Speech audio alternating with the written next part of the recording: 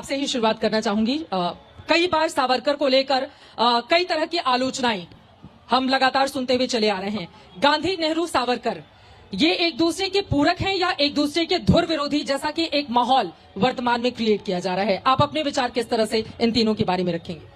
भारत की जो पूरी आजादी चल रही थी, आजादी की लड़ाई चल रही थी, उसकी दो धाराएं थी। एक धारा थी जिसका प्रतिनिधित्व गांधी और नेहरू करते हैं, और वो धारा जो थी वो सबको साथ लेकर चलने वाली धारा थी, सर्वधर्म समभाव की धारा थी, अहिंसा की धारा थी, ये सारा कुछ।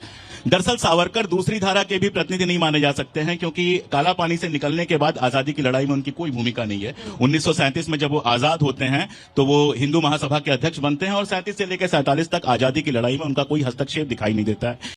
बात तो सही है।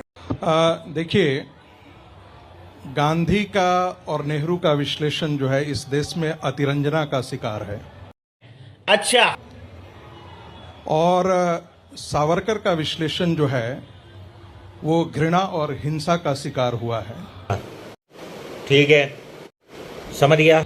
और जो कोई भी सावरकर से ठीक से पढ़ा है वो अच्छी तरीके से जानता है कि ठीक है, समझ गया। नेहरू का जेल, गांधी का जेल और सावरकर के जेल, दोनों में बड़ा अंतर है।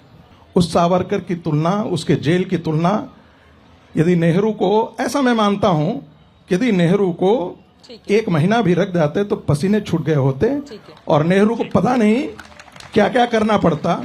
ये और बात है। ठीक है अशोक जी, आप उनकी बातों पर टिप्पणी, फिर अरविंद जी आ रही है। हालांकि सवाल सावरकर पे था, गांधी नेहरू पे बात हुई और कहा गया कि सावरकर की जेल में और नेहरू की जेल में फर्क था। सावरकर के चुनाव में और नेहरू के चुनाव में भी फर्क था। सावरकर ने हिंसा चुनी थी, नेहरू ने अहिंसा चुनी थी।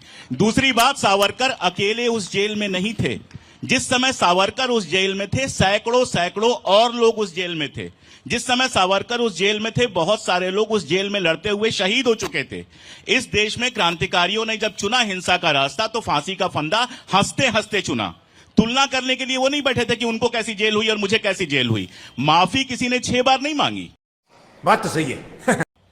रहा सवाल आजादी का कि विद मुस्लिम, विदाउट मुस्लिम, अरे भाई नो आजादी। 1941 की बात हो गई, 40 की बात हो गई, 42 की बात गोल कर दी गई। 42 में जब पूरा देश आजादी की लड़ाई लड़ रहा था, क्विट इंडिया मूवमेंट चल रहा था, तो सावरकर जी अंग्रेजों की सेना में भर्ती करवा रहे थे।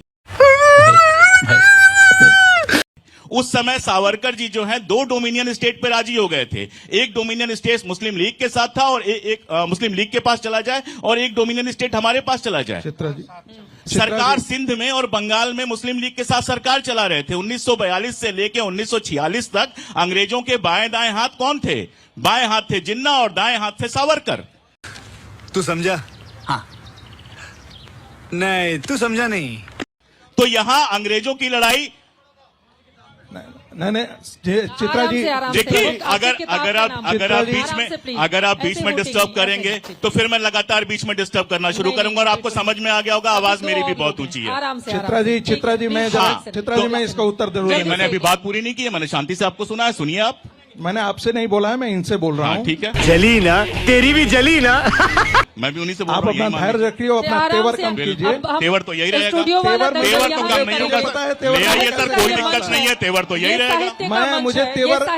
मुझे स्टूडियो का दंगल यहाँ पर नहीं करेंगे। ये खत्म, बाय बाय, टाटा, गुड बाय, गया।